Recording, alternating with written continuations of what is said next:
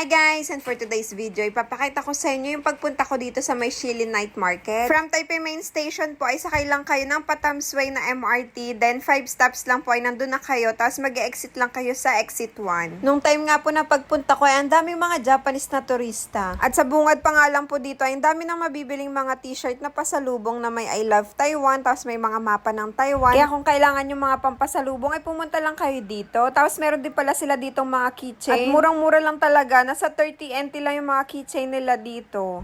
At kapag bumili naman kayo ng 6 na piraso ay magiging 150 na lang. Makaka-discount na kayo ng 30 NT. At sobrang dami pa talagang pagpipilian ng mga design. May mga milk tea, tas may mapa ng Taiwan. Ang cute nila oh. Meron nga din pala ditong pang souvenir din na bag. Sa halagang 100 NT nga, ang gaganda na ng mga design. Tingnan nyo naman, no, may mga tower ng 101, tapos may I love Taipei, Taiwan. Sulit na sulit talaga yung 100 NT nyo at matutuwa yung pagbibigyan nyo dito. At syempre, sa mga night market ay hindi talaga mawawala yung mga palaro nilang ganito. Ayan no, ang dami nilang mga stuffed toys na mapapanalunan nyo kapag naka-jackpot kayong matamaan yung mga bola-bola nila. At ang dami ko nga dito nakikitang mga madyong-madyong na table. Hindi ko nga alam kung paano laruin yan. Tapos eto naman hagis-hagis bola. Yung parang piso sa atin, ihahagis mo sa square. Kaya kapag may girlfriend ka, gusto mo pa-impress sa kanya, ay naku, maglaro ka dito, kailangan may matamaan kang stuffed toys at matutuwa talaga yun sa'yo. At ang dami mo talagang pagpipilian, ikaw na lang mamimili kung aling stuffed toys ba yung gusto mo at doon ka maglalaro. At gusto ko nga iuwi yung malaking stuffed toys na yun, kung pwede lang talaga at marunong lang ako maglaro, ay iuwi ko yun. Alam nyo ba, feeling safe talaga dito ako sa Taiwan kapag nagvi-video ako, nakalabas yung phone ko kasi nga, wala nga hablot ba, kampante ako kasi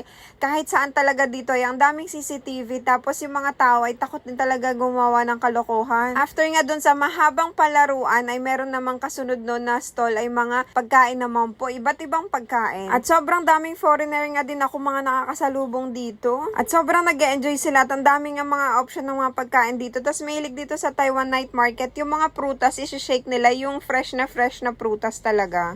Tapos ang dami ding mga stinky tofu. Favorite ko din kumain ng stinky tofu kahit ang baho niya sobrang sarap talaga para sa akin. At sobrang tuwa nga ako dito sa TV nila, parang totoo. Ang dami nga ding mga batang aliw na nanonood dyan sa TV na yan. Kasi parang totoo talaga siya. At isa na ako sa mga nanonood, nag-enjoy dito. At lahat na yata ng mga street food ay makikita mo dito sa may Shilin Night Market. Kasi ang daming stall yan, ang haba. Kaya handa mo lang yung paa mo sa kakalakad kasi sobrang dami. Tapos yung iba pang stall ay ang daming pila. Maliban nga po pala sa bilihan ng mga souvenir, tapos sa mga palaruan, sa mga dart, tapos sa mga pagkain ay meron din sila dito mga bilihan ng sapatos, bilihan ng mga damit, tapos mga gamit ng kung ano-ano. Sobrang daming mabibili dito. Hanggang dito na lang. Salamat sa panonood. Please don't forget to like and follow. Bye-bye!